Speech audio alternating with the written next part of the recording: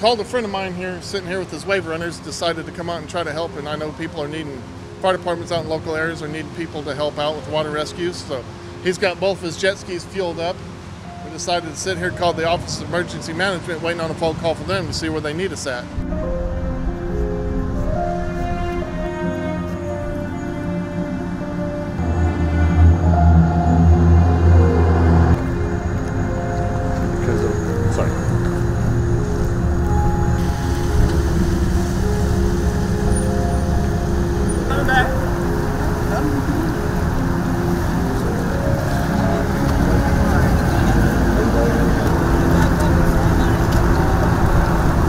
I'm not even thinking about myself right now, to tell you the truth.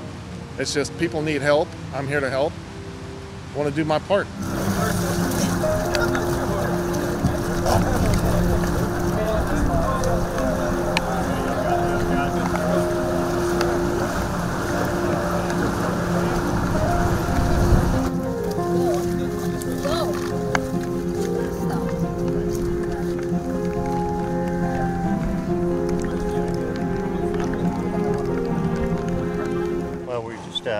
Been carrying people back and forth from the Omni most of the afternoon, and she was one of the last ones.